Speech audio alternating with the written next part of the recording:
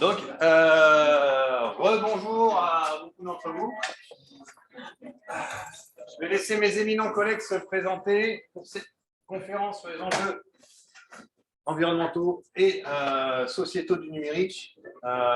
C'était une conférence assez attendue, qu'on a beaucoup de plaisir à monter. Je les remercie parce que voilà, ils ont fait ça dans un travail. Ils vous diront sans doute peut-être d'où est issu un petit peu tout ce travail en interne dans ça. Et puis, nous, on est très contents d'avoir cette proposition de conférence parce que c'est un point de connaissance qui est souvent demandé et pour lequel il y a nécessité de pas mal de clarifications. Et on espère que ce qui sera présenté aujourd'hui, le panorama sera suffisamment large. L'idée, c'est justement d'avoir quelque chose d'assez large, je pense. Je vous laisse. Super. Comment ça vous pour être, si on veut être filmé? Parce que moi, pour la postérité, j'aimerais bien être filmé. Ah ouais, ça voilà, on voit tout. Et je vais réduire d'ailleurs. C'était une blague, en fait, je m'en fiche. Donc bonjour à tous, bonjour à ceux qui sont en ligne. Moi je m'appelle Lionel Morel et mon collègue c'est David Wittmann, avec 2 T et 2 N. Donc on vous fait une présentation aujourd'hui qui est en partie le fruit d'un groupe de travail sur l'évolution de la formation qu'on a mené à l'INSA cette année et qui avait pour thématique les enjeux sociétaux et environnementaux du numérique. Voilà, David est Prague en philo à l'INSA et moi-même je suis maître de conf en informatique, donc au département informatique de l'INSA. Et puis c'est à tous les deux pour tous les deux des sujets qui nous tiennent à cœur. Donc, voilà. Je pense David va commencer, puis on va se faire un jeu de ping-pong pendant la présentation. Si vous avez des questions au fur et à mesure, vous n'hésitez pas, parce qu'il y a des parties où on a des chiffres ou des données qui arrivent un petit peu de manière un petit peu intense par moment. Donc voilà, n'hésitez pas. Bonjour, je suis Wittmann, comme je vous l'ai dit, je suis en philosophie des sciences et des techniques. Si ça veut bien marcher, ça marche pas. Est-ce que tu es dessus, c'est ça? Ouais, je suis dessus. Alors, du coup, en fait, comme Lionel le dit, on est tous les deux chargés de cours sur un ensemble de choses qui touchent au numérique. Et en fait, l'idée qu'on a, c'est que le numérique, ce n'est pas un outil de plus. Ce n'est pas un outil parce qu'en fait, quand on pense aux techniques, on a plutôt tendance à penser les choses en termes de moyens extérieurs à des fins, en termes d'impact, comme s'il y avait d'un côté le numérique, de l'autre côté la société, et que la société se prenait l'impact du numérique. Et on aimerait bien penser l'unité des deux au contraire, et comment le numérique transforme et bouleverse notre rapport au monde. Et donc, en fait, ce qu'on a voulu essayer de faire, c'est essayer de montrer comment est-ce que en fait, le numérique s'imposait ou tentait de s'imposer comme une espèce de monopole radical dans nos sociétés. C'est la philosophie qui est un peu derrière le groupe de travail qu'on a animé et certaines qui est portée dans nos cours, consiste en fait à essayer de montrer un peu quelle est la société qui s'esquisse derrière le numérique, qui porte le numérique, et d'essayer de voir en fait comment on peut la penser. Alors du coup, évidemment, il y a différents types d'initiatives. Donc, il y a un GT qu'on a co-dirigé tous les deux, qui est un GT à l'échelle de l'établissement. Et en IF, on participe tous les deux à des cours. Donc, Lionel essaie de donner des cours sur les questions environnementales, et moi plutôt en philosophie des sciences et des techniques sur le numérique, en 4IF notamment, ou en 4GL. Et donc, du coup, c'est toutes ces expériences-là. On va essayer de résumer un peu. On est désolé si la présentation est un peu longue, on coupera évidemment, dedans. Alors peut-être que tu peux dire ce que tu souhaites qu'on fasse. Alors ça, c'est les grandes lignes qu'on a un petit peu établies comme ligne directrice pour l'enseignement de ces questions-là auprès de nos étudiants. Donc tout d'abord, on ne veut pas arrêter de former des ingénieurs. Et donc, il faut que ce qu'on transmet à nos étudiants, ce sera des savoirs qui soient centrés sur le métier d'ingénieur, et donc avec des savoirs qui soient scientifiques et techniques. Mais on ne peut pas se limiter à ça, en fait. Et donc, on veut élargir, à partir de ces enseignements, de ces savoirs scientifiques et techniques, on veut élargir la vision qu'ont nos étudiants et les futurs ingénieurs, en partant de leur position d'ingénieur, entre guillemets purement technique, pour l'élargir au monde économique dans lequel ils vont travailler. Ils vont être amenés à travailler directement en sortant de l'école, et puis plus largement dans la société, Et on veut aussi montrer aux étudiants qu'en fait, le travail d'ingénieur tel qu'ils vont devoir le faire s'inscrit dans un certain nombre d'imaginaires, okay, et que ces imaginaires, en fait, on peut les remettre en question et éventuellement s'en donner d'autres pour construire une société différente.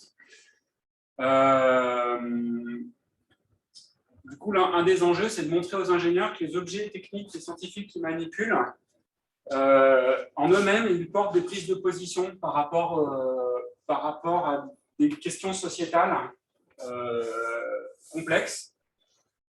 Et on veut développer chez la future ingénieure une conscience que la technologie, c'est à la fois une solution à des problèmes, à l'angle technique de problèmes de société qui se présentent à nous, mais ça peut aussi être la source de problèmes pour la société et qu'il va falloir trouver un équilibre. On ne peut pas juste penser la technologie comme la solution à tous les problèmes. Alors, du coup, en fait, l'idée, et on va vous montrer comment c'est, mais l'idée, c'est aussi de partir du numérique en tant que réalité technique, mais c'est aussi d'énoncer un ensemble de mythes qui entourent le numérique. On a sélectionné 4 mythes, mais il peut y en avoir plein. Le premier, c'est le mythe de l'immatérialité, qui dirait que le numérique est dépourvu de matérialité, correspond aux dématérialisations de nos sociétés, la numérisation étant conçue comme dématérialisation, parce qu'évidemment, ça masque toute une série d'effets, toute une série d'enracinements bien terrestres, hein, pour parler comme Bruno Latour, les ressources en énergie, les écosystèmes, etc., la totalité de ce qu'il y a derrière les interfaces, à la fois les êtres humains également, etc. Également le mythe de l'immédiateté, où le numérique permettrait de faire et d'avoir tout dans l'instant, parce que ça masque toute la compression des chaînes logistiques à l'arrière-plan des plateformes numériques, et également ça masque la totalité des travaux qu'il y a, les travailleurs du pays, les modérateurs de contenu, etc. Donc en fait, on a des effets d'invisibilisation assez importants à travers ce mythe de l'immédiateté. Ensuite, on a un mythe qui est persistant, qui est le mythe de la neutralité et de l'objectivité du numérique. Le mythe de la neutralité, c'est quoi? Bien, ça consisterait à dire qu'une solution numérique, par essence, comme elle est calculatoire, mécanique, est forcément neutre, est forcément dépourvue de valeur, que les traitements qu'on va avoir sont forcément neutres et objectifs, parce que, en fait, évidemment, ce qui a des biais, c'est l'être humain. Donc ça, c'est quelque chose qu'on a énormément, qui est même une idéologie, enfin, c'est pas forcément négatif, hein, ce que je dis, mais qui a l'arrière-plan, des discours un peu marketing sur le big data ou sur l'intelligence artificielle, bien souvent, par exemple, les données parlent d'elles-mêmes, etc. Et enfin, un dernier mythe qu'on peut sélectionner, c'est celui de l'absolue nécessité, c'est-à-dire qui correspond à deux choses. Premièrement, un grand récit selon lequel la société se numérise, hein, de manière quasiment fatale. On aurait une espèce de mouvement de l'histoire qui ferait qu'on va vers la numérisation des sociétés, sous la forme où on n'arrête pas le progrès, premier point. Donc c'est un grand récit, on pourrait appeler comme ça. Et deuxièmement, une question qui est un peu plus une question locale, et qui est que bien souvent, en fait, on pense que la numérisation, une solution numérique, est forcément meilleure que l'existant, est forcément meilleure ce qui préexiste. Et ça aussi, donc, il faudrait passer à une solution numérique pour résoudre les problèmes. Exemple typique, récemment, vous avez vu que pour allouer des places aux étudiants dans les masters, la seule solution qu'on trouve, c'est forger une application qui permette, ou un algorithme qui permette d'allouer des places aux étudiants sans réfléchir préalablement sur est-ce que c'est le bon moyen, est-ce que c'est le moyen adéquat, etc. Donc c'est en ce sens-là qu'on peut parler de réflexion sur la nécessité du numérique. Donc c'est un ensemble de mythes, et donc l'idée en fait pédagogique à l'arrière-plan des cours qu'on donne consiste en fait à partir du numérique et à essayer de montrer que derrière une réalité simple, immédiate, il y a tout un ensemble de médiations et toute une complexité, et de restituer aux étudiants cette complexité afin de leur montrer en quelque sorte que derrière les algorithmes, derrière les solutions informatiques, il y a toute une société qui s'esquisse, il y a des valeurs humaines, il y a des choix, il y a des architectures qui sont politiques, etc. etc. Donc c'est à peu près le pitch qu'on a. Alors évidemment, ce pitch a été confronté à un petit problème, c'est un problème de définition de ce que c'est que le numérique. C'est extrêmement difficile de définir ce que c'est que le numérique, ou de ce qu'on entend par numérique. Et donc, bon, on a beaucoup discuté, il y a eu différents types de formalisme entre nous. Il y en a un que je retiens particulièrement, parce que je trouve qu'il est pratique, c'est de dire que le numérique est la conjonction de trois choses. C'est pédagogique, évidemment, je ne dirais pas ça au sens historique du terme, mais la conjonction de trois éléments. premièrement, une machine universelle, deuxièmement, un langage universel, et troisièmement, un réseau universel. Alors, le second effet qui se coule, c'est universel. Il faudrait dire c'est un réseau à prétention, c'est une machine à prétention universelle qui prétend tout pouvoir calculer, tout pouvoir simuler. C'est un langage à prétention universelle qui prétend tout pouvoir traduire, ou dans lequel on prétend que tout pourrait se traduire. Et c'est un réseau à prétention universelle, parce qu'en fait, on va voir en fait, tous les effets qu'il y a derrière. Donc, pour que les étudiants soient sensibilisés à ça, on part d'abord d'éléments historiques. C'est-à-dire, on va leur montrer voilà, d'où vient, par exemple, l'idée qu'il peut y avoir une machine universelle. Et donc, on va leur présenter, par exemple, Alan Turing. On va leur montrer d'où vient la réflexion d'Alan Turing, au sens de la philosophie des sciences. Pourquoi est-ce que quelqu'un a eu l'idée de faire une machine de papier comme ça? En quoi elle consiste? On va attirer leur attention, par exemple, sur le fait que lorsque Alan Turing essaye de constituer sa fameuse machine, en fait, le modèle qu'il a, c'est des armées de calculateurs, puisqu'il y a des armées de calculateurs, des gens comme vous, là, dans des grandes salles, qui sont en train de faire des opérations d'addition, etc. Et lui, il se dit, bon, voilà, il y a plein de gens qui sont comme ça, qui font des additions, des multiplications, comment je peux automatiser tout ça? Et donc, je vais me dire, qu'est-ce qui se passe dans la tête d'un calculateur pour pouvoir automatiser le processus? Et donc, il forge sa fameuse machine de Turing. Et donc, ça permet de leur donner des idées, des paradigmes, qui sont les grands paradigmes de l'informatique, de revenir sur l'histoire de l'informatique, de leur donner des éléments de culture informatique, de leur montrer, par exemple, comment le problème issu de Turing vient des mathématiques, de l'état des mathématiques du XIXe siècle, d'un long mouvement historique. Donc, en ce sens-là, ça permet d'éclairer sur la profondeur historique de la discipline. Ça permet aussi immédiatement de montrer comment ces paradigmes-là ont, en quelque sorte, mis le feu, enfin, ont transformé réellement les choses. Par exemple, à partir de cette machine de Turing, on a transformé la manière dont l'être humain se pensait lui-même, avec les sciences cognitives, en pensant notre esprit sur le modèle d'un ordinateur, et en disant que notre esprit était compréhensible sur le modèle de l'ordinateur. Et donc, ça permet de montrer à la fois la puissance de ces paradigmes-là, en quoi ils ont été révolutionnaires, mais aussi en revenant sur des choses comme le test de Turing, ou des choses qui sont assez célèbres, de montrer qu'à travers ce modèle, tout puissant qu'il est, on fait abstraction de tout un ensemble de choses. Par exemple, est-ce que ma pensée est uniquement traductible en termes d'algorithme? Est-ce qu'il n'y a pas quelque chose dans l'intelligence humaine qui échappe à ce type de formalisme?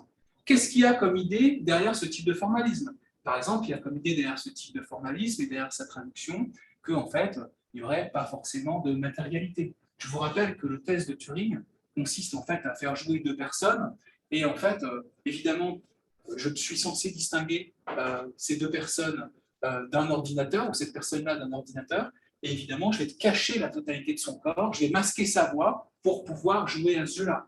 Il va y avoir deux pièces différentes, une avec un ordinateur, l'autre avec un être humain. Et moi, je suis ici et toute la question est de savoir, est-ce que je vais savoir discerner qui est l'humain et qui est l'ordinateur? Et pour ça, il faut que je cache une partie de l'humanité, le corps, la voix, le sexe, le genre, etc., etc. Donc en fait, l'idée est à chaque fois de montrer comment il y a une racine historique, et dans cette racine historique, il y a une puissance de configuration, mais en même temps, toute une série d'impensés, et en particulier, le premier impensé, c'est le corps, l'incarnation, la matérialité, puisque en fait, vous savez tous que ces modèles-là donnent lieu à toute une série de problèmes, toute une série d'idéologies de l'absence de matérialité. Et c'est à ce moment-là que commence en fait la différence entre la machine de papier qui était celle de Turing et la machine réelle qu'on a, qui est créée à partir de matière. On a tendance à oublier d'ailleurs, puisqu'en fait, le marketing contemporain efface la matérialité des objets techniques.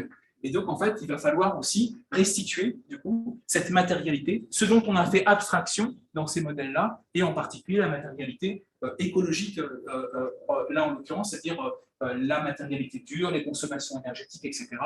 Je vais laisser la parole à Lionel pour ce fameux plusieurs, non, c'est ça. Alors du coup, cette question de la matérialité, comme disait David, elle est quasiment entièrement masquée. Alors, je ne sais pas si vous voyez beaucoup en fait, de photos d'usines de fabrication de processeurs. En fait, c'est des données qui sortent très peu dans le grand public, simplement parce que l'industrie du processeur n'a pas vraiment intérêt à qu'on se rende compte quelque part des effets induits par ces processus de fabrication, parce qu'en fait, ils ont un poids écologique qui est assez conséquent. Pour illustrer, ce poids, on parle de sac à dos écologique, donc ce pas des termes que j'ai inventés moi, c'est des termes qui sont notamment portés par des gens comme l'ADEME. Donc ça, c'est des tableaux qu'on a trouvés dans les documents de l'ADEME, qui vous donnent le sac à dos écologique. Comment ça marche? Le sac à dos écologique, j'ai repris juste pour l'ordinateur portable et le smartphone. Et ça dit essentiellement que pour un produit de de 2,5 kg, 2 kg, il faut mobiliser 800 kg de matière première pour arriver à extraire la matière qui est effectivement utilisée dans le produit. Donc ça, c'est le premier ordre de grandeur qu'il faut avoir à l'esprit. J'en parlerai tout à l'heure, mais là, cette année, on a déroulé des fresques du numérique en IF. Enfin, la semaine dernière, je les ai faites donc, au département informatique. Et c'est vraiment un ordre de grandeur qui frappe beaucoup les esprits. Et on se rend compte que, en fait, plus que monsieur et madame Michu, même les ingénieurs ne sont pas du tout versés dans ce genre de considération. J'ai une remarque sur ce truc, c'est que ce chiffre, il n'intègre pas tous les minerais. Quand on extrait des terres rares notamment, pour récupérer 1 kilo, il vous faut des centaines de milliers de tonnes de scories. Donc en fait, ça serait intéressant. Alors, je ne sais pas ce truc.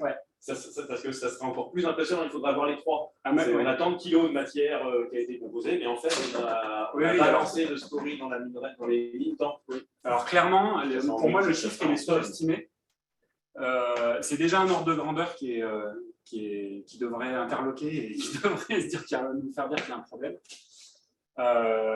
Voilà.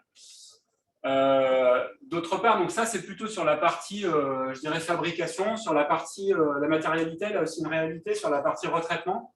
Parce qu'en fait aujourd'hui, donc là je n'ai pas les chiffres exacts, je n'ai pas retrouvé de chiffres exacts sur le numérique en particulier. Mais on n'accueille pas infime des matériaux qui sont utilisés dans les objets numériques, et c'est en fait c'est le cas également pour le plastique en général, qui sont effectivement recyclés. Alors les chiffres, je les ai un petit peu plus, je ne sais pas si je les ai repris, enfin, je ne sais plus si je les ai repris.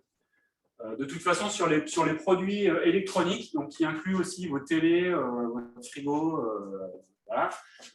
La capacité de recyclage, elle est à l'échelle du monde, elle est je crois que c'est 20% moins, un peu moins de 20% en masse de ce qui est mis en circulation. On peut ajouter aussi. Donc elle monte à, juste fini, elle monte à 45, presque 50% dans les pays occidentaux, mais on a encore les 85% de la masse totale mondiale qui est simplement ignorée, en fait, qui sort des circuits de retraitement et qui est simplement bazardée en fait. Dans la nature. On peut ajouter comme thème, c'est l'invisibilisation et qu'on a comme idée de ne surtout pas séparer, disons, les enjeux environnementaux et les enjeux sociétaux, que en fait, évidemment, ce recyclage est soumis à des inégalités géographiques, comme vous le savez tous, passablement drastiques, que les recyclages peuvent être faits par des enfants dans des pays qui sont évidemment des pays anciennement dits en voie de développement. Et donc, par conséquent, qu'on a non seulement une invisibilisation matérielle des déchets matériels, mais évidemment une invisibilisation sociale extrêmement forte du fait que notre mode de vie occidental est aussi payé par des personnes qui sont justement par des inégalités sociales et internationales extrêmement fortes. Donc on parlait de métaux rares, de terres rares. Typiquement, les terres rares, elles sont extrêmement complexes à recycler. En fait, la plupart du temps, le procédé pour extraire les terres rares du composant final, il y a plusieurs ordres de grandeur supérieurs au coût de l'extraction, en termes de coût par rapport à l'extraction du minerai. Du coup, pour l'instant, il y a peu de chances que les industriels s'intéressent à ces procédés-là, au procédé de recyclage, si tant est que ce serait possible. Il y en a, pour certains, c'est juste physiquement pas possible. Donc ça, c'est sur la matérialité. Alors après, je vais faire la transition sur le... Après, vous avez vu, on peut raisonner les choses comme ça. On a une machine universelle, un paradigme informatique. On peut exactement faire la même chose aux élèves en partant de la technique à partir du langage universel. Le langage universel, c'est binaire. Là, vous avez Claude Shannon, l'inventeur de la théorie de l'information. On peut repartir du RAT qu'ils apprennent en informatique c'est-à-dire la théorie de l'information, en essayant de leur montrer d'où elle provient, et exactement comment des gens ont l'idée de tout traduire en binaire, comment les gens ont l'idée de dire qu'une information était accessible à une formalisation mathématique. Et donc, en fait, on peut faire beaucoup d'histoire des sciences comme ça, avec des exemples très très simples, hein, en leur montrant d'où viennent les outils qu'ils utilisent et quelle est l'origine historique et scientifique de la société dans laquelle on vit. Et puis, pour finir, leur montrer la manière dont certains informaticiens présentent en fait le XXe siècle. Là, vous avez une formalisation qui est faite par quelqu'un qui s'appelle Gérard Berry, que les informaticiens connaissent, il a écrit un livre à destination du grand public qui s'appelle L'hyperpuissance de l'informatique. Je suis désolé, j'ai fait une coquille qui est un lapsus calami, parce que j'ai mis l'hyperpuissance de l'impuissance au lieu de mettre l'hyperpuissance de l'informatique. Je suis désolé. Ça vaut crucifixion en soi. Donc, il a écrit ça en 2017. Et en fait, il a parlé d'un petit travail du XXIe siècle. Parce qu'en fait, en gros, il veut montrer, après beaucoup de gens, hein, que les ondes, l'énergie, la matière, tout ça, en fait, connaît un équivalent qui est l'information. Et donc que l'entité de base du XXe siècle, c'est l'information, évidemment, pour dire que la science de base du XXe siècle, c'est l'informatique. Donc tout est traductible en termes d'information. Il y a des physiciens qui pensent d'ailleurs que l'entité de base est effectivement l'information. Ceci étant dit, on voit là la puissance qu'a acquis l'informatique tout au cours du XXe siècle et qui fait qu'en fait, il est devenu une espèce de médiateur universel. Et ce médiateur universel-là, encore une fois, il faut se rendre compte de la puissance qu'il a eue. C'est ce langage de l'information, c'est ça qui emprunte la totalité de la biologie moléculaire qu'on utilise tout le temps en parlant de code, d'ARN messager, d'erreurs de transcription, etc. C'est aussi un modèle qui a servi à des gens, par exemple des philosophes comme Michel Serres, pour dire effectivement que tout, au final, à un certain degré d'abstraction, devait être compréhensible comme étant une information. Mais c'est aussi quelque chose qui est à l'origine de ce qu'on appelle le caractère, dans les discours un peu, disons, cédant à l'utopie révolutionnaire, le caractère disruptif de l'informatique. Car en effet, c'est bien parce qu'il y a un support commun, un langage commun, que des filières complètement différentes, la filière du livre, la filière de la vidéo, la filière de la musique, etc., peuvent en quelque sorte être rassemblées dans un même médium et subir toute une série d'opérations qui fait qu'en fait, ils vont être rendus équivalents. Il y a un philosophe qui est un spécialiste de Turing, qui s'appelle Jean Lassalle, qui dit ça en disant que l'écriture informatique est devenue une forme d'équivalent général, un peu comme la monnaie avant, puisque tout peut se traduire dans l'informatique.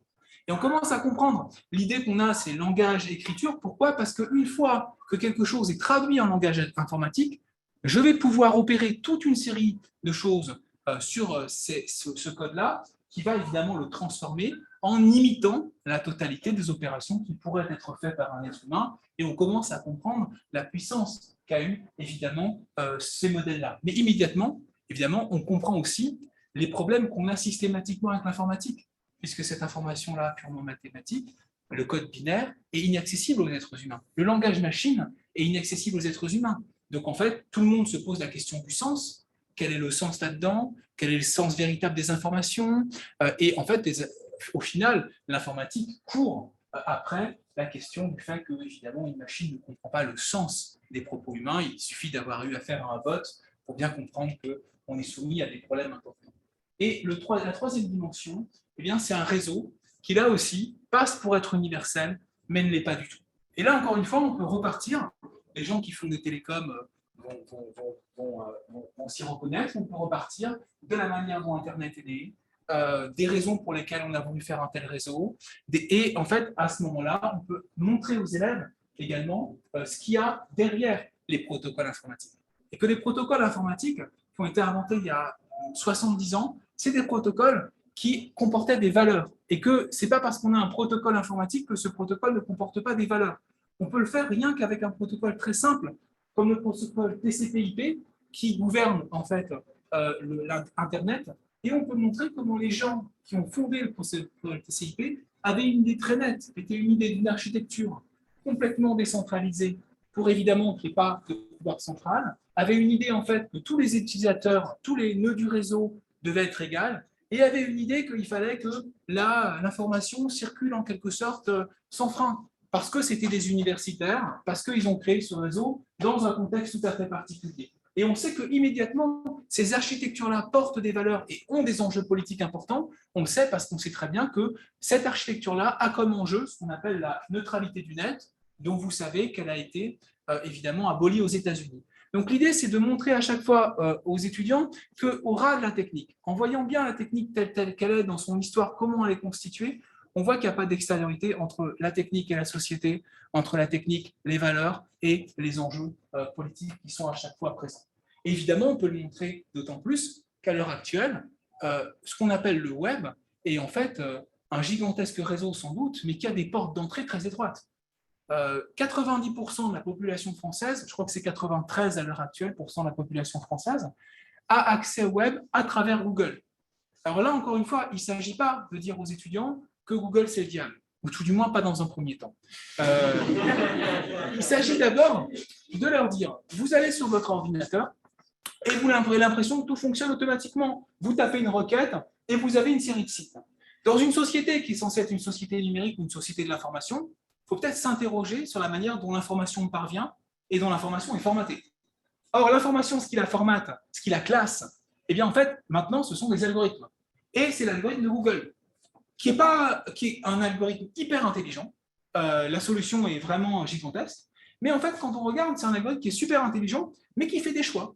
Ça veut dire que derrière Google, il y a un certain type de choix de présentation de l'information, de validation de l'information, qu'un autre moteur de recherche ne va pas avoir.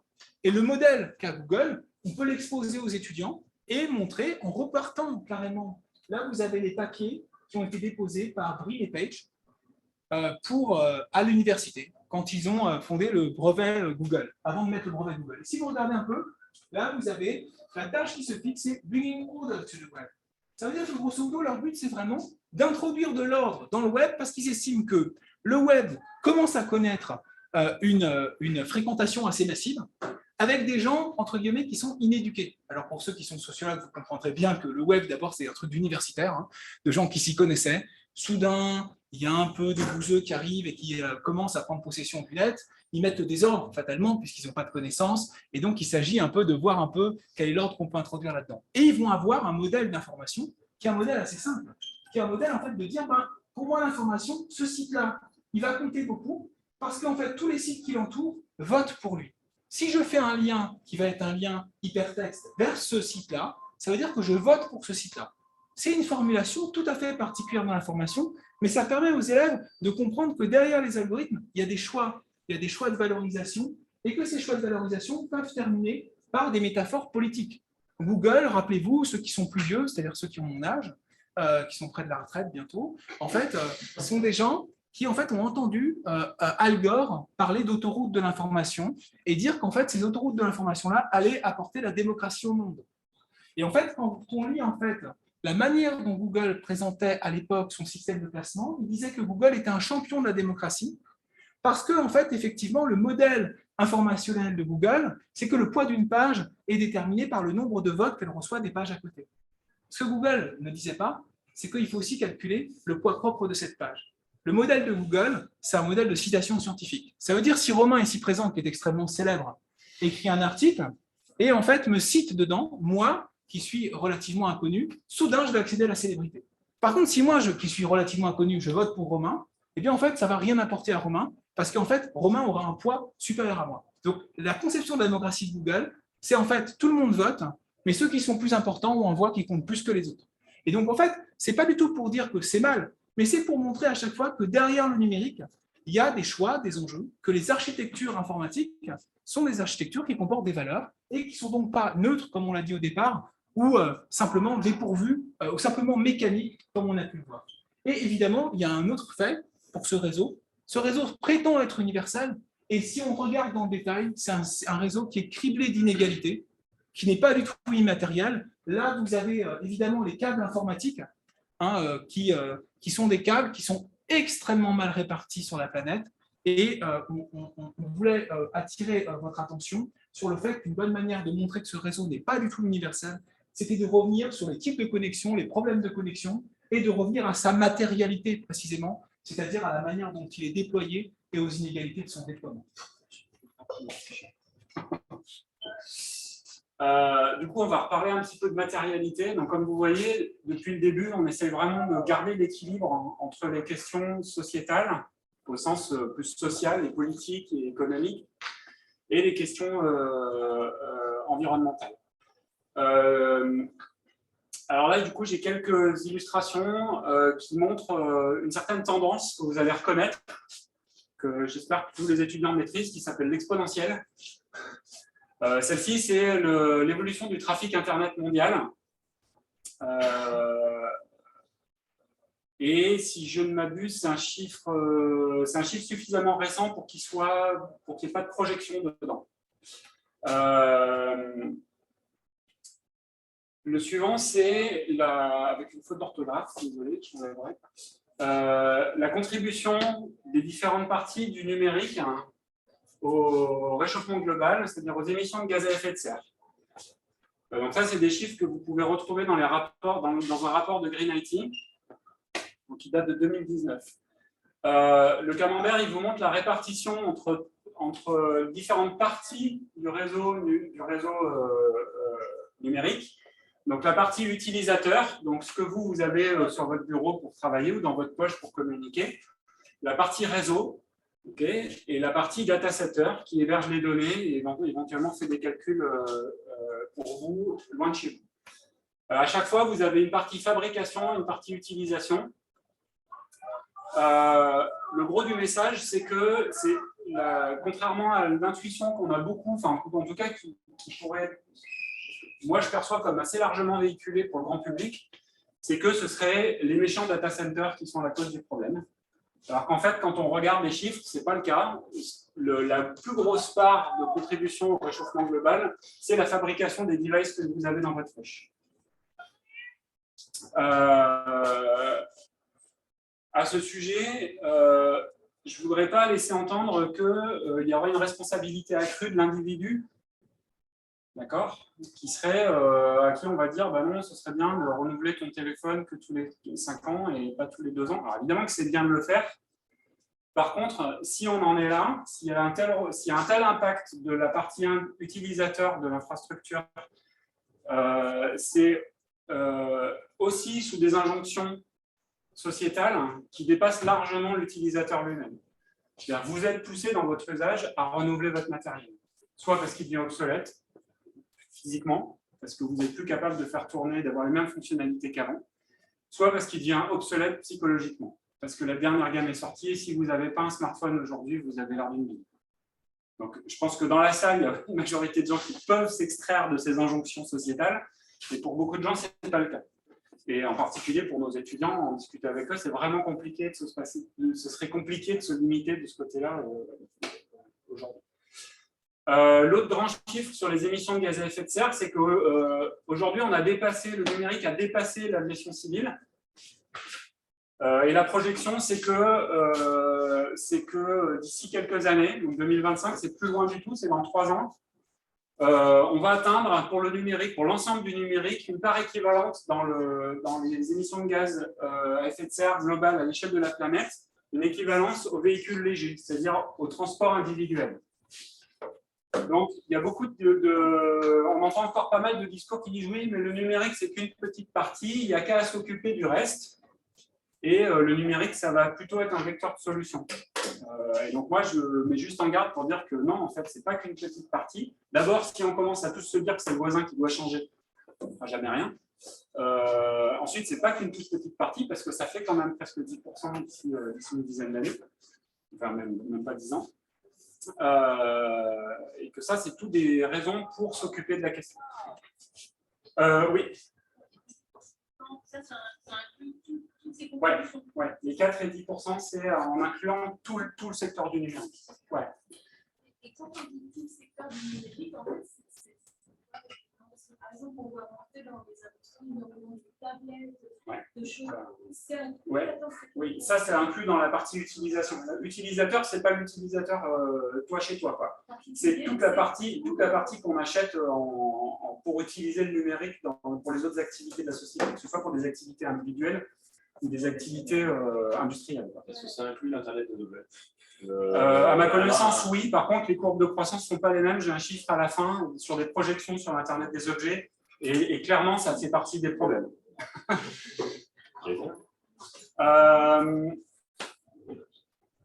Le deuxième, il ressemble un petit peu, c'est la consommation d'énergie primaire. Où, encore une fois, c'est essentiellement la partie utilisateur, que ce soit à la fabrication pour 30% ou à l'utilisation pour 30% qui est en question. Si vous regardez la fabrication, par exemple, des data centers, c'est 2%, d'accord? Et ce n'est pas un grand problème. Une des explications potentielles de ça, c'est que d'abord, dans les data centers, on mutualise énormément d'infrastructures et que vous avez vraisemblablement à fonctionnalité équivalente, vous avez volontiers intérêt à avoir regroupé des ordinateurs dans un data center plutôt qu'à avoir des mini data centers dans des bâtiments à fonctionnalité dans des bâtiments répartis partout sur le territoire. Ça, c'est la fonctionnalité équivalente. Et puis sur la fabrication, il y a des ordres de grandeur complètement différents sur le nombre d'ordinateurs qui sont dans les data centers comparé à ce qui circule du côté utilisateur. Et puis en plus, c'est du matériel qui a une durée de vie plus longue, parce que les industriels qui tiennent les data centers, ils ont plutôt intérêt à faire durer leur matériel, et eux, ils ont la pression suffisante comparé à vous pour faire durer leur matériel auprès des constructeurs. Alors tout ça, on pourrait se dire, ben c'est pas grave, on va faire un numérique plus efficace. On va continuer à développer des technologies qui soient plus efficaces pour globalement réduire l'empreinte.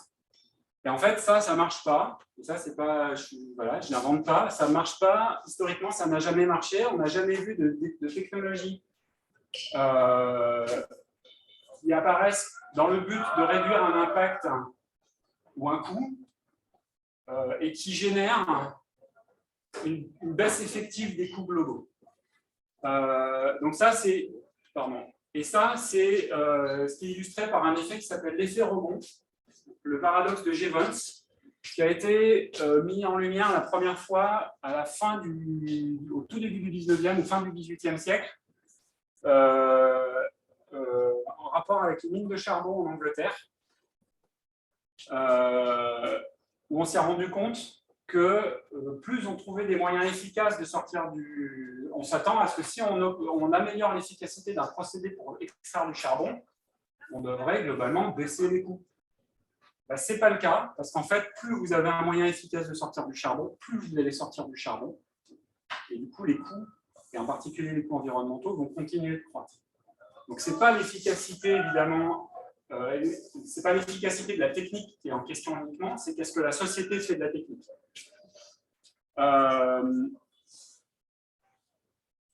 Alors, il y a vous pouvez voir plein de courbes alarmantes sur ces tendances-là. Ça, j'ai repris, donc, pardon, à droite, j'ai juste repris les deux dont on vient de parler. En haut à gauche, vous avez l'évolution de l'empreinte du numérique sur différents secteurs, donc sur le secteur de l'énergie. Donc ça, tout ça sont des projections entre 2010 et 2025. Donc là, c'est de l'évolution de l'empreinte du numérique sur l'énergie, le gaz à effet de serre, l'eau, les ressources minières et l'électricité, où on fait entre x2 et x3 sur toutes ces ressources. Donc c'est des estimations en suivant les courbes d'évolution qu'on a connues jusqu'à présent. Ensuite, là, vous avez l'évolution du nombre d'objets ou d'utilisateurs. Je suis désolé, c'est un peu petit. Les utilisateurs passent de 2 milliards à 5 milliards en 2025. Le taux d'équipement passe de 7 à 4. Donc ça, c'est un peu contre-intuitif parce qu'on pourrait se dire qu'on va avoir de plus en plus d'équipements, mais en fait, ce n'est pas tout à fait vrai. Par contre, ce qui explose, comme on disait tout à l'heure, c'est le nombre d'objets connectés qui passe de 1 milliard à 48 milliards d'objets connectés dans les estimations de l'industrie. Et c'est le chiffre qui est rapporté. Alors en fait, tout ça, c'est pour ça que je parlais au début d'exponentielle, tout ça, c'est des courbes qui montent. Et à ma connaissance, la nature, il n'y a que 2 endroits où elle supporte des courbes qui montent, des exponentielles. C'est dans le développement des fœtus, mais ça, c'est terminé à un stade, je ne sais plus exactement le stade du développement du fœtus où les procédés de régulation biologique font que ça s'arrête. Et le deuxième cas de croissance exponentielle, c'est le cancer. où là, les procédés de régulation sont plus en place pour arrêter l'exponentiel. Mais sinon, il n'y a pas de cas d'exponentiel dans la nature, ça se passe très mal. Donc l'exponentiel, ça va pas être possible. Et du coup, moi, un des trucs qui me tient à cœur vraiment très fort, c'est de montrer aux étudiants que pour l'instant, on est sur des courbes exponentielles. Mais ça, c'est pas que sur le numérique, c'est sur l'extraction des ressources minières, c'est sur la société thermo-industrielle en général, et qu'en fait, ça ne va pas être possible de continuer comme ça. Et du coup, ça veut dire qu'il faut discuter de comment on organise la société et quel impact ça a sur la société, comment on organise une société qui se donne des limites à cette croissance. Je te laisse poursuivre. Je ne sais pas où on en est. On a commencé à quelle heure, Moins quart. Moi, ça. Très vite, on garde 5 minutes pour les On a 15 minutes. On a un quart d'heure, ça. Alors, du coup, évidemment, ce qu'on peut montrer derrière, là, on a montré que le réseau avait un certain nombre d'effets de matérialité qui pouvaient être des effets de matérialité donc, au sens des consommations énergétiques, au sens environnemental, etc. On peut aussi montrer que ce réseau n'est pas du tout un réseau universel, mais qui est un réseau, au contraire, qui devient de plus en plus segmenté, avec des enjeux qui sont des enjeux très forts, géopolitiquement extrêmement forts. Il n'y a qu'à penser au fait que, par exemple, la Chine a actuellement demandé à Apple, par exemple, que la totalité des données des utilisateurs Apple chinois soient localisées sur des serveurs physiquement présents en Chine. Donc on a de plus en plus, évidemment, un Internet qui s'éloigne de l'Internet utopique des origines et qui devient un Internet extrêmement polarisé. Là, vous voyez qu'en fait, on est passé d'un Internet polarisé sur les États-Unis et sur l'Union européenne en termes d'utilisateurs à un Internet polarisé, évidemment, sur la Chine, l'Inde. Et donc, en fait, on a des inversions, des bascules, en quelque sorte, qui correspondent évidemment à des problématiques qui sont des problématiques géopolitiques, industrielles, voire, en fait, des problématiques de cyberdéfense. Et puis surtout, il faut montrer que cet Internet-là, c'est un rêve occidental. Ça veut dire que quand on parle d'Internet, quand on est dans des choses sur la scène numérique, on a l'impression en fait que tout se passe comme si tout le monde était connecté à Internet et que dans une vie rêvée, tout le monde devrait l'être. En fait, il ne faut pas oublier qu'il y a encore 37% de la population mondiale qui n'a jamais eu accès à Internet, et encore, ça a pris, je crois, 17% pendant la crise. Donc, on a affaire à quelque chose qui non seulement est écologiquement, environnementalement problématique, mais comme d'habitude, qui est socialement abscon, puisque en fait, on parle quand même simplement massivement aux Occidentaux quand on parle d'Internet, avec des inégalités de connexion assez importantes dans le monde, mais également dans nos propres pays. On oublie bien souvent des inégalités de connexion, comme vous le savez, qui sont extrêmement importantes entre les villes et la campagne, avec des fractures, qui sont des fractures qui, de temps en temps, sont des fractures que vous connaissez, puisque tout le monde a entendu parler de la fracture numérique, mais qui sont des fractures extrêmement fines. Par exemple, en fait, Internet, c'est quelque chose où les contributeurs d'Internet font massivement partie des gens qui ont des capitales culturelles et symboliques extrêmement importants. Plus le capital culturel est important et économique est important, plus les gens ont des chances de contribuer au net.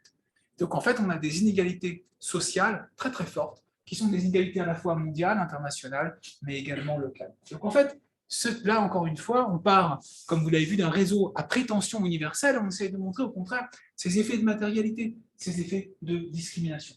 Et puis alors ensuite, il y a des grands débats qui consistent à montrer aux élèves que derrière leurs usages, il y a tout un monde, et que le numérique, quand on évalue par exemple les enjeux écologiques du numérique, on ne tient compte que d'une certaine partie des choses, c'est-à-dire la consommation de mon ordinateur, etc. Mais quel est le monde derrière le désir numérique? Alors, le monde derrière le désir numérique, c'est qu'en fait, tout est à portée d'un clic.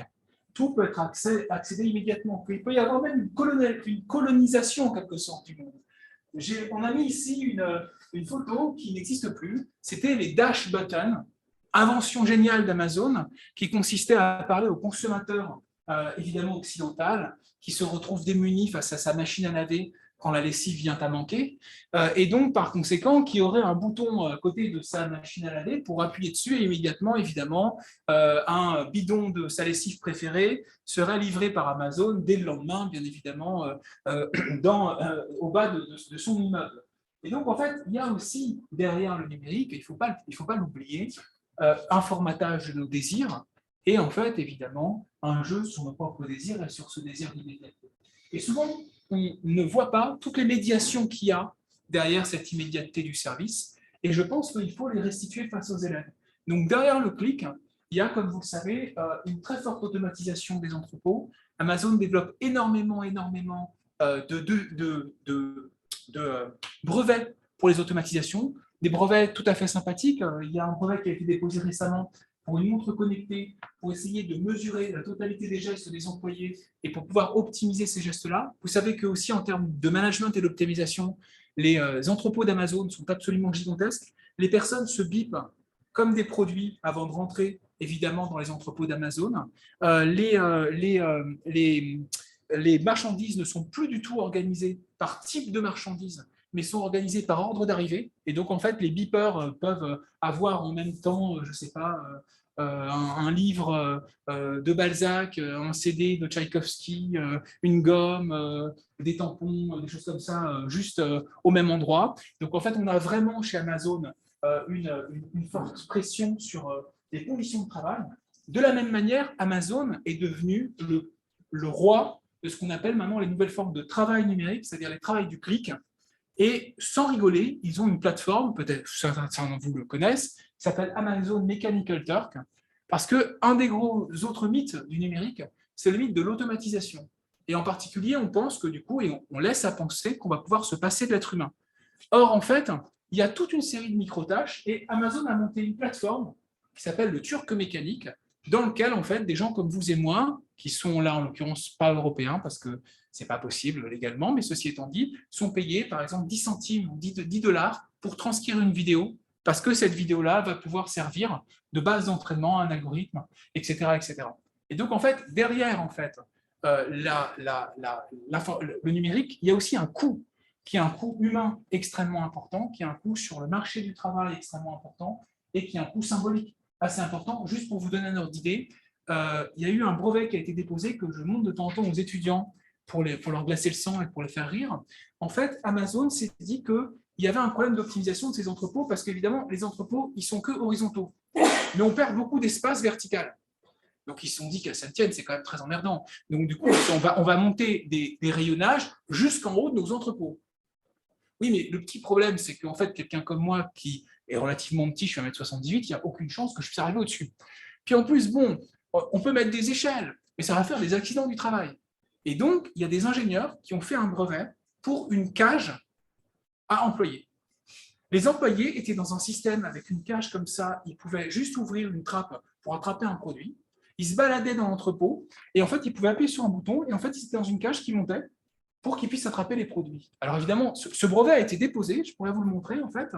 Donc évidemment, il n'a pas été employé pour des raisons que je ne mesure pas, je ne sais pas d'ailleurs pourquoi il n'a pas été employé, c'est une très bonne idée, mais pour vous dire, en fait, il y a beaucoup de brevets qui sont constitués, qui sont très drôles, dont des brevets, qui sont aussi des brevets pour aller plus loin qui sont des brevets de compression de chaîne logistique terrible, parce qu'à un moment donné où vous voulez satisfaire immédiatement les gens, derrière, il faut compresser des chaînes logistiques. Vous savez tous que la politique des entrepôts d'Amazon avec des produits qui viennent de Pologne, des camions qui circulent quasiment à vide, ça aussi, c'est un impact en fait qu'on ne mesure pas, qui a un impact du numérique. Donc évidemment, il y a des brevets par exemple sur des assemblées de drones volants, qui sont des assemblées de drones volants qui seraient au-dessus des villes pour satisfaire évidemment les consommateurs. Alors vous voyez aussi que socialement, c'est pas rien. Parce que socialement, ça va dans un certain type de paysage social, dans une certaine géographie urbaine, etc. Donc voilà, donc en fait, le but, c'est de montrer aussi le monde qui se construit derrière le numérique, dans et par le numérique et à travers le numérique, et ensuite, évidemment, d'interroger les nouvelles petites bêtes qui commencent à nous gouverner à tous les étages, c'est-à-dire les algorithmes, en montrant aux élèves qu'un algorithme, ce n'est pas neutre, qu'un algorithme, ce n'est pas forcément objectif, ce qui ne veut pas faire, c'est pas faire du bashing, je pense que Lionel et moi, on est plutôt assez.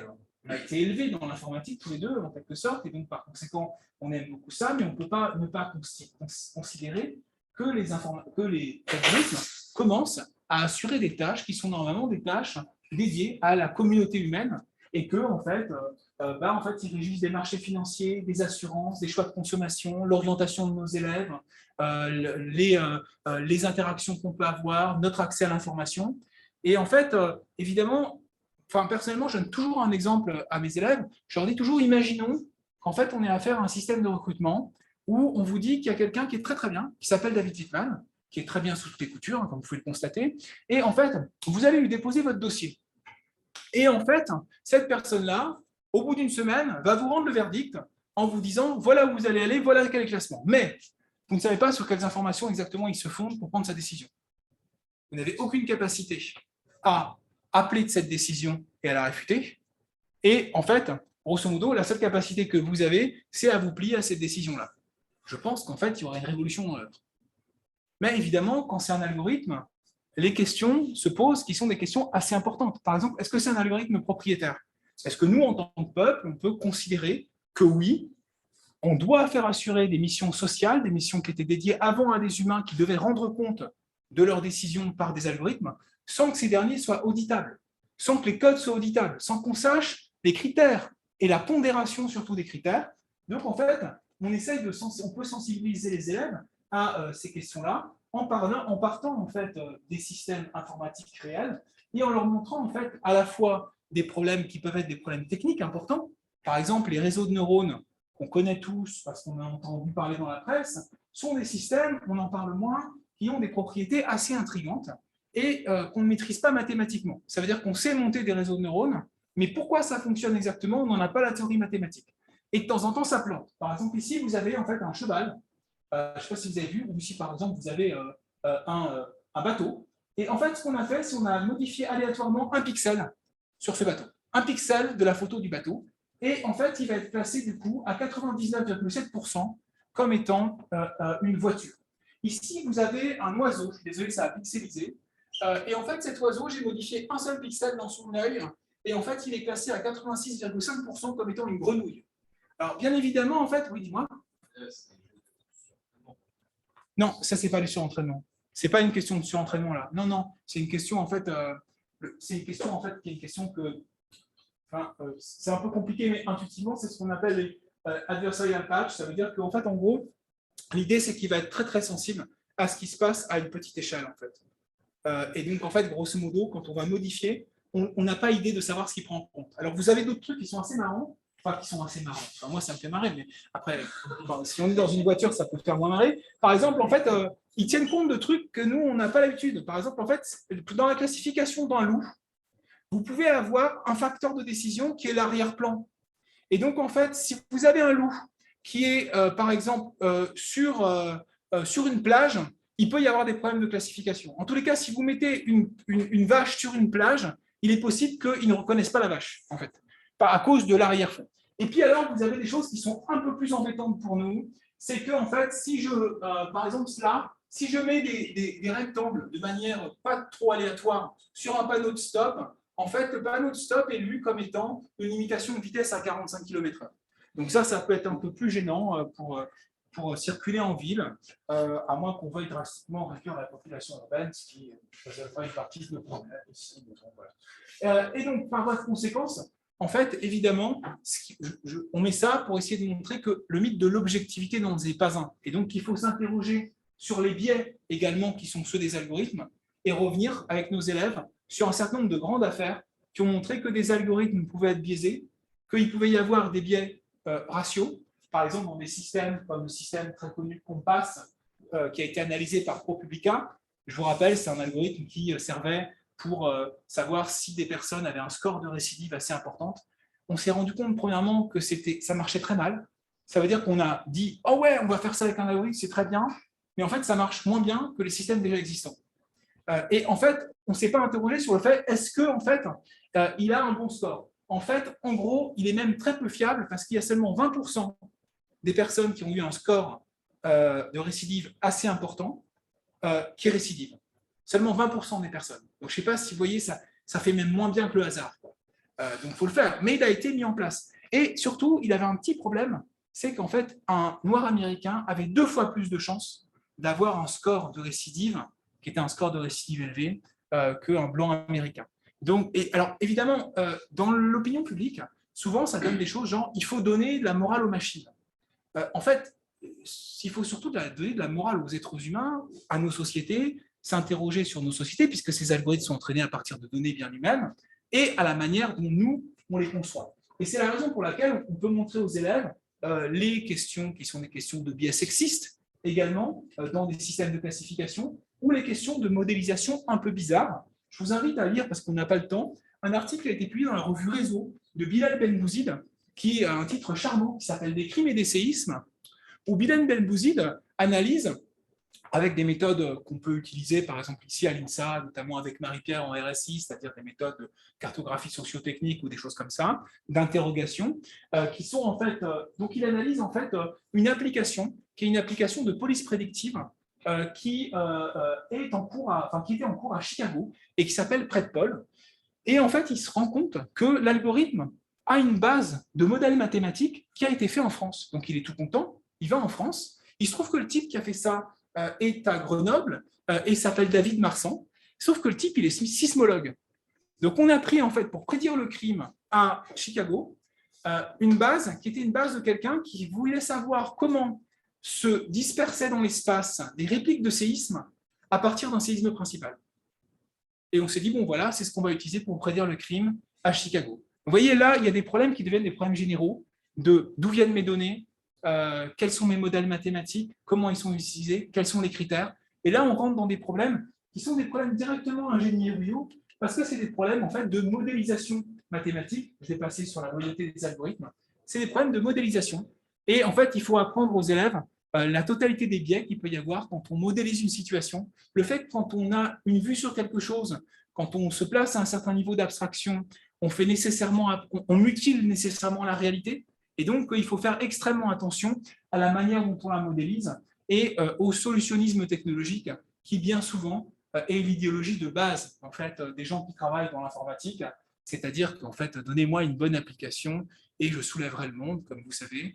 Et donc, par conséquent, on essaye de sensibiliser les élèves à ça, en essayant, comme vous le voyez, de partir des techniques, de montrer en quoi il y a une société qui s'esquisse derrière elle, en quoi elles ont des impacts réels, qu'il ne faut pas diviser les enjeux environnementaux et les enjeux sociétaux, et qu'il ne faut pas penser la technique comme étant extérieure à la société, mais comme ayant un ensemble de valeurs et de choix immanents. Voilà, peut-être que tu veux finir. Du coup, on va s'arrêter là bientôt parce que c'est l'heure. Je pense que sinon, Romain, il va... Ouais, là, ça va. Je ne vais pas prendre le temps de... Enfin, voilà, je prends quand même 2 minutes. Ça va, 2 minutes, c'est vrai. Si tu me les donnes, je prends. Hein, faut pas. Parce que du coup, tout ça, tout ce discours, c'est pour alimenter des questions d'enseignement, quand même. Et donc, on veut former nos ingénieurs, donc, comme je disais au début, à leurs compétences techniques et scientifiques, ça, il n'y a pas de doute, mais également aux enjeux dont on vient de parler. Et donc, pour nous, on a besoin d'ingénieurs déjà qui comprennent ces enjeux. Pour les questions énergétiques, on a besoin d'ingénieurs qui pensent sobriété, parce que cette question de course en avant énergétique, on ne va pas la... C'est peut-être un parti pris, vous ne serez peut-être pas d'accord, mais moi, je ne vois pas comment on va la résoudre sans sobriété. On a aussi besoin d'ingénieurs qui travaillent sous contrainte. Alors, vous allez me dire, oui, mais ils travaillent déjà sous contrainte, mais souvent, c'est des contraintes très locales. Alors que là, on a besoin de discussions, que l'ingénieur intervienne dans les discussions sur des contraintes à l'échelle de la société. Voilà. Et puis, c'est des ingénieurs qui pensent leur travail au-delà de ce qu'ils font dans leur entreprise, mais également au sein de la société dans l'ensemble. Voilà, c'était les grands messages. Et puis du coup, on a donc l'année prochaine, je reviendrai l'année prochaine, c'est pas si tu refais des journées comme ça tous les ans. Mais en tout cas, on pourra vous donner des nouvelles. L'année qui vient, on monte un petit module dans le département informatique. C'est petit, il y a 6 séances d'une heure et demie. Peut-être qu'on pourra négocier 6, peut-être 12 heures, on verra. C'est chaud, mais... et 8 heures de TDTP, malheureusement. Enfin, malheureusement, c'est pas plus, quoi. Et là, ce qu'on veut faire, il y a 2 choses qui nous tiennent à cœur là-dedans, c'est qu'on trouve un équilibre entre les enjeux sociétaux et environnementaux. Il ne s'agit pas juste de former des informaticiens à faire de l'impact environnemental, mais aussi à évoquer toutes les questions dont David a parlé en amont. Et on va aussi mettre en place des cours magistraux qui soient assurés par des binômes d'enseignants SPI, donc scientifiques, ingénieurs, et un enseignant SHS. C'est important parce qu'on a besoin de nourrir les deux pour donner un message global et cohérent aux étudiants. Voilà, et puis je vous passe les thématiques, mais très rapidement. Pour l'instant, on s'oriente, donc on aurait 6 cours magistraux, 2 cours d'histoire de l'informatique, parce que comme l'a dit David, c'est à notre sens très important de replacer l'objet technique, le sujet technique de nos ingénieurs dans une histoire plus globale. Un 3e cours sur la pensée algorithmique, pour montrer à quel point cette façon de penser, elle modèle en fait notre rapport au monde. Si je peux faire, les slides tourneront, je pense. Et après, quand on aura fait tous les supports, on les mettra quelque part en ligne aussi.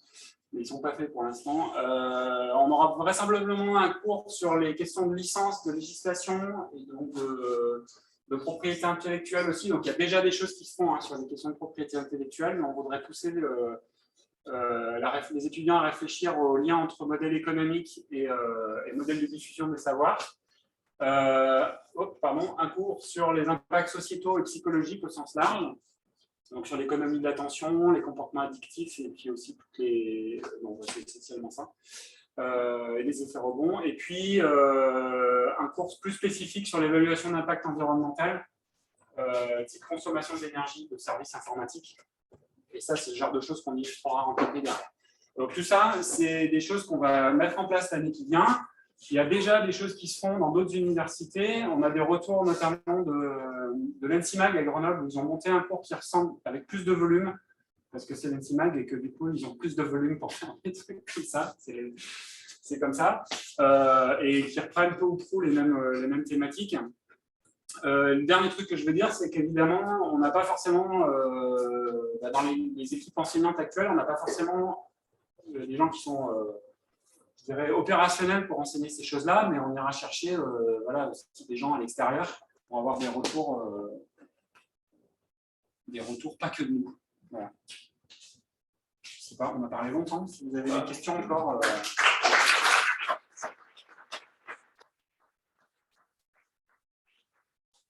Merci. Il y a des questions, il y a Fiona qui conseille encore 10 minutes pour la présentation d'après.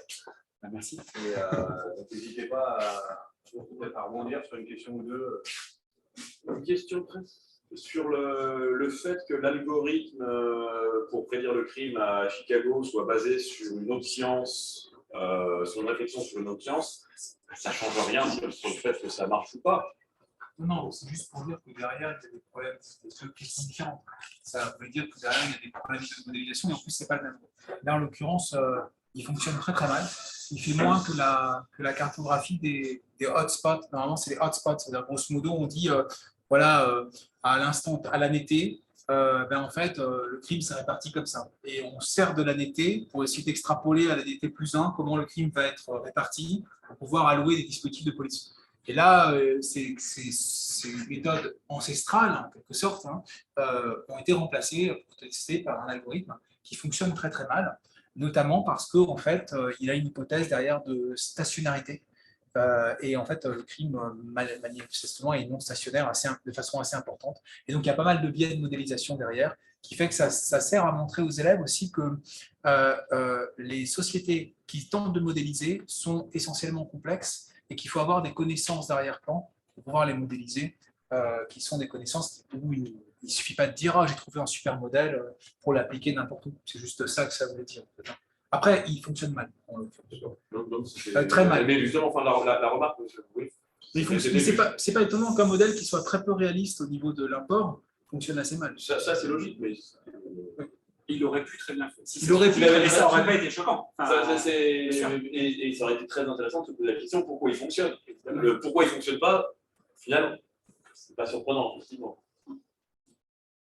Mais il est utilisé, c'est ça le problème. Alors ça, c'est une question sociologique. Pourquoi est-ce qu'on utilise des trucs qui ne fonctionnent pas et qu'on continue à les utiliser? Ça dépend ce que tu veux assurer comme fonctionnement. Mais bref.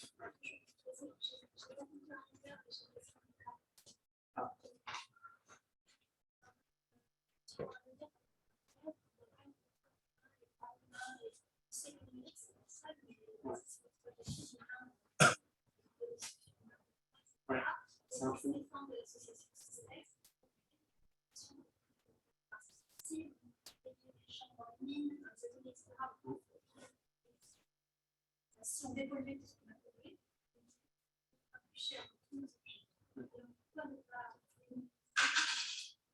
C'est pas le seul trou dans la raquette. Alors pourquoi ne pas dénumériser Moi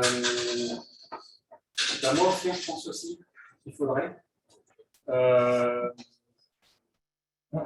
J'avoue, je suis un peu. Alors, notamment l'autre trou qu'il y a dans la raquette, c'est qu'il n'y a aucune. Pour l'instant, on a décidé de ne pas aborder de questions de genre. Non, mais... c'est pas. Je sais pas. Mais bon, on pourra. Il y a des trous dans la raquette entre nous. C'est-à-dire qu'en fait, on a un filet, on se tend, et puis en fait, on file un peu. Non, je rigole. Non, ce que je veux dire par là, c'est qu'en fait, on a quand même des choses sur les droits du travail, puisqu'en fait, il y a tout ce qui est les états des gens qui sont dans les entrepôts d'Amazon, etc. Et c'est vrai qu'on n'a pas, pour l'instant, on n'a pas expressément parlé d'aller au-delà, parce qu'en fait, le problème, c'est qu'on a à côté des collègues qui font parallèlement des cours généraux sur l'environnement, et donc du coup dedans il y a toute une analyse et toute une critique du modèle extractiviste. Et donc effectivement vous avez raison, à partir du moment où on prend en compte le modèle extractiviste, le coût du numérique augmente drastiquement. D'ailleurs, pour ceux qui ne sauraient pas, il y a un livre qui est pas mal de Kate Crawford, qui est une chercheuse à Microsoft, mais ça n'a rien à voir, qui a écrit un livre qui s'appelle Contre-Atlas de l'intelligence artificielle, qui commence par un chapitre très très intéressant sur le lithium en particulier, sur les mines de lithium et sur les lacs qui sont autour de San Francisco, et qui montrent à la fois qu'en fait c'est un héritage colonial, l'exploitation, l'extractivisme, etc. Et en quoi justement en fait c'est toujours les mêmes lieux qui sont déjà le lieu d'oppression coloniale, etc. qui reprennent en quelque sorte ces mêmes choses. Donc c'est des choses qui peuvent assez facilement y être, mais en fait nous on faisait partie d'un grand groupe.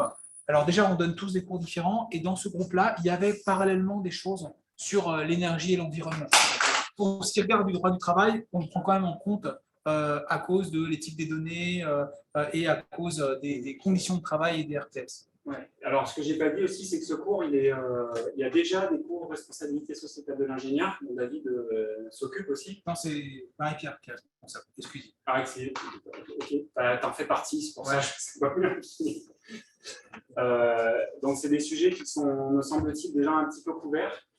Ensuite, sur la dénumérisation, moi, j'avoue, et ça c'est mon avis très personnel, j'avoue que je suis très ambivalent sur cette question, parce que du point de vue des étudiants, c'est compliqué de leur dire venez faire une formation d'informatique pour ne pas faire d'informatique. Donc moi je veux bien, mais du coup, alors on arrête. Enfin, du coup, je ne le fais pas dans le contexte du département informatique. On va parler d'autres choses à côté, et ce que ça génère chez les étudiants, c'est compliqué, parce qu'il y a des étudiants qui ne savent pas pourquoi ils sont là. En fait. Donc, c'est assez violent. Ça me fait penser à une conférence que j'ai vue sur, quelque part, que l'informatique et la software avait profité de l'émergence de l'amélioration continue du hardware, et qu'au final, on était de plus en plus mauvais en développement de software. Et que, en fait, il y aurait un retour arrière et un changement de paradigme complet à faire sur la façon dont on conçoit le software pour le rendre justement plus éco-responsable, moins demandeur en ressources et en consommation. Est-ce que beaucoup on l'aborde ou pas? Parce que là, on a beaucoup parlé du matériel, et au final, très peu, ce serait une forme d'éco. Enfin, le truc complètement d'éco-construction. Ouais, sauf que vu les récupérations dont est sujet le terme éco-conception, ça me chagrine. Mais oui, c'est une forme d'éco-conception logicielle. Alors pour l'instant, on ne l'a pas identifié dans ce module-là, parce qu'on aimerait que ce soit quelque chose qui perfuse un peu dans tous les... Finalement, ils font de la technique logicielle partout dans notre formation. Et du coup, on aimerait que ce soit un angle qui soit abordé dans tous les modules où ils font de la conception logicielle. À partir de maintenant, vous ne concevez plus un logiciel sans vous poser la question du poids environnemental, de son usage, de sa conception. Ça c'est un vœu pieux. Ça, c'est un vœu pieux. Et pour l'instant, c'est un discours qui est assez difficile à faire entendre auprès des autres enseignants. De façon autrement, moi je fais partie d'une génération où j'ai commencé à faire de l'informatique à une époque où on avait des problèmes de mémoire, on devait donc gérer, et c'était par la contrainte matérielle, qu'on devait apprendre à bien coder pour économiser la mémoire. Il y a des domaines informatiques où c'est toujours le cas. Et j'ai vu arriver des gens, mais juste 5 ans après d'études, ils n'avaient plus du tout cette contrainte, et ça se voit, ça se sent dans nos façons de coder. Donc oui, il faut que ça intègre aussi la formation technique de nos ingénieurs. Encore une fois, c'est un discours qu'on porte tous les deux qui ne fait pas l'unanimité. C'est-à-dire qu'il y a une espèce de oui, d'accord, il faudrait faire l'éco-conception, mais en fait, quand on s'attaque au dur, il n'y a aussi plus personne pour porter les questions. Et par ailleurs, c'est un truc qui. Enfin, moi, je suis dans une équipe de recherche où on essaye de penser à ça aussi. Donc, à repenser les systèmes informatiques pour qu'ils soient frugaux et qui durent très longtemps. Et ça reste un champ, c'est un champ complètement ouvert. Hop, on arrête. Je vous propose d'arrêter là. Ouais. Du coup, merci. Moi, j'ai encore envie de l'applaudir. Merci.